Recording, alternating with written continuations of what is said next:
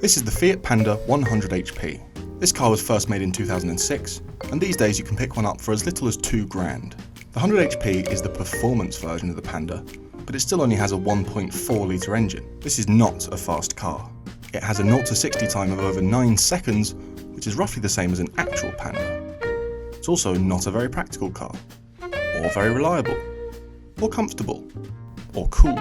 Yet despite all of this, my mate James, who owns this car, absolutely loves this thing. He reckons that as well as being cheap to buy and very cheap to run, this is a genuine driver's car. Now, personally, I find it quite hard to believe that something so pathetically underpowered could really be fun. But today we're going to find out. James has agreed to let me have a go in his car, and I've agreed that I'm going to be open-minded and that I'm not just going to be mean about his car for cheap laughs. Well, this is shit, isn't it? What makes you say that? I think James, you're being harsh. This is a smooth road that we're driving on. Where are the bumps that your car is finding? It's like a racing suspension, effectively. It is like a racing suspension. I've said it so it's extremely sporty. You're going to owe me a new spine by the time we get done with this. Yeah. I mean, I've already had a couple of surgeries since owning it, but that's just a price you pay. It's a price you pay for owning one of the sweetest sounding cars in the world. Okay, we'll leave the suspension for now. Let's talk about space. Because this is a tall car from the outside, quite big and boxy. Why do I feel like I'm in the womb right now? Well, not everyone is 6'8", to be fair, Jack. I'm 6'2", and I've got all the space I would ever need. That was just a small bump in the road. My spine! that was basically a mountain back there. Interior quality. I don't keep being like, am I in a Mercedes? Oh no, it's a Fiat Panda. Yeah, well, a Mercedes doesn't cost $2,500. Speed? Yeah. Does it have any? Loads. The old adage argument that everyone has, what's the point of having all that power if you can't use it on normal roads? Yeah. This is the absolute optimum amount of power that you need for a real road.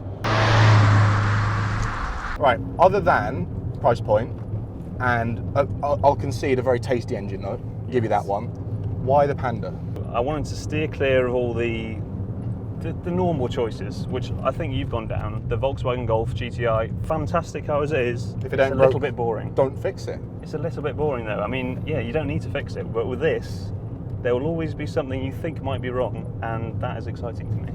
I just asked you why the Panda and what's special about your car, and your response is, you never know whether it might work or not. Do you wish it was faster? A little bit more power would be nice, but you honestly don't need it. The noise that it makes makes you feel as if you're doing 100 miles an hour, which, I mean, is that not all it's about really? You don't need to be going dangerously quick to enjoy yourself. Right, come on, hop out, my turn. Okay, fine.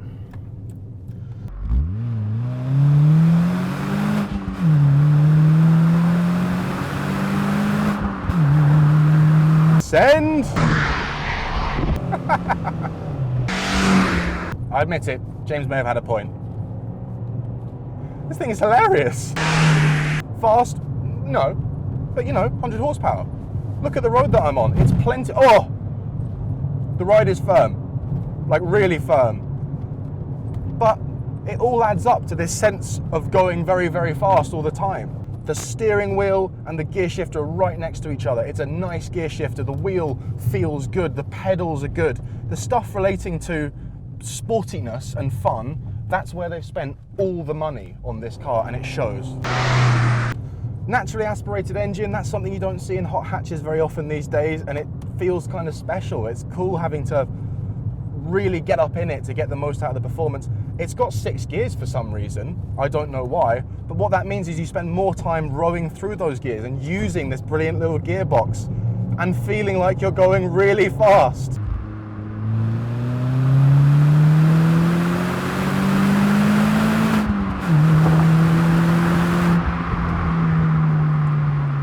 Okay, you probably wouldn't want to go on an epic road trip of Europe in this thing, but in terms of like making normal journeys feel fun, just a trip to the shops through traffic, pulling away from lights, everything is a laugh in this car. It's not for showing off, it's not for impressing people, it's just for making you smile. That's kind of the only thing that it's good at.